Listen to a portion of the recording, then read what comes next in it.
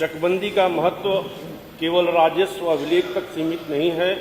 यह प्रदेश की कृषि संरचना, ग्रामीण अर्थव्यवस्था और किसान के आत्मसम्मान से जुड़ा हुआ मूल विषय है। भूमि किसानों के लिए केवल संपत्ति नहीं होती, वह उनका परिश्रम है, उनका वर्तमान है और उनके बच्चों के लिए भविष्य है। माननीय अध्यक्ष महोदय, जब वही भूमि छोटे छोटे टुकड़ों में विभिन्न दिशाओं में बिखरी हो, तब किसान का परिश्रम संगठित नहीं हो पाता, उसकी लागत नियंत्रित नहीं रह पाती और उसकी उत्पादकता पूरी क्षमता तक नहीं पहुंच पाती। प्रदेश का किसान आज भी कभी इस खेत तो कभी उस खेत में भटकता रहता है। छोटे छोटे घाटों की अन्ना पशुओं से रखवाली भी किसानों के लिए चैलेंज बना हुआ है। इस समय खेतों में रबी की फसल लहलहा रही है, परंतु किसान होली के इस मौसम में अपनी बात इस लाइन से कहता है कि होली खेले साढ़ राम गेहूं में, होली खेले साढ़ राम गेहूं में, चलत चरत भूड़ कई दिहलन बिया बाल ना एहू में, होली खेले साढ़ राम गेहूं में। माननीय अध्यक्ष महोदय, उसका धन इसमें कौन सी ऐसी बात होगी? बोलिए, पूछिए प्लीज। माननीय अध्यक्ष महोदय, उसका धन अनावश्यक लागत में समाप्त हो जाता है, बुआई विलंबित होती है, सिंचाई असंतुलित रहती है और अंततः उत्पादन प्रभावित होता है। यह केवल असुविधा नहीं बल्कि संरचनात्मक अक्षमता है। चकबंदी केवल सीमांकन की प्रक्रिया नहीं, यह कृषि दक्षता पर आधार है।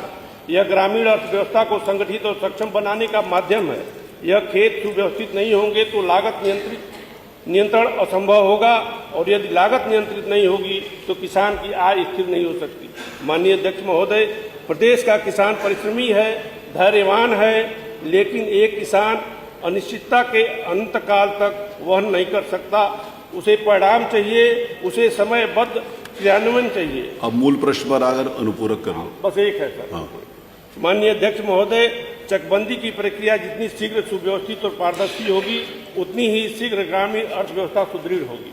माननीय अध्यक्ष महोदय, जब खेत समेकित होंगे तब श्रम संगठित होगा और जब श्रम संगठित होगा तो उत्पादन बढ़ेगा और जब उत्पादन बढ़ेगा तब प्रदेश की आर्थिक व्यवस्था संरचना सुदृढ़ होगी। माननीय अध्यक्ष महोदय, मैं सदन के माध्यम से सरकार से आग्रह करता हूं कि चकबंदी की प्रक्रिया को सर्वोच्च प्राथमिकता प्रदान की जाए, स्पष्ट समय सीमा निर्धारित की जाए, उत्तरदायित्व की रेखाएं सुनिश्चित की जाए और पारदर्शी निगरानी की व्यवस्था की जाए। मेरा सिर्फ एक अनुपूरक है अध्यक्ष महोदय कि हमारे विधानसभा में एक हाजीपुर ग्राम सभा है जिसकी चकबंदी प्रक्रिया पिछले कुछ महीनों पहले पूर्ण हो गई थी, लेकिन वो चकबंदी प्रक्रिया भ्रष्टाचार की भेंट चढ़ गई। बहुत बार हो हल्ला करने के बाद पुनः वो प्रक्रिया शुरू हुई है।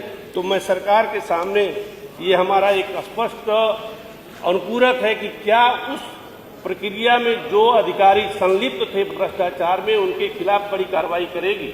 धन्यवाद। एक ही प्रश्न है इनका माननीय मंत्री जी कि इनके गांव में जो हुआ है उसमें आप कार्रवाई करेंगे कि नहीं करेंगे, यही अनुपूरक है। लेकिन फिर भी मालूम है चूंकि बड़ा महत्व इन्होंने चकबंदी प्रक्रिया को दिया है। छोड़िए, वो तो है, सबको मालूम है। जो पूछा वो बताइए, उसको हम दिखवा लेंगे। मतलब तो पर्टिकुलर गाँव का जो मामला है, हाँ वो तो है, ठीक है, यही उसका यही उत्तर बनता है। धन्यवाद।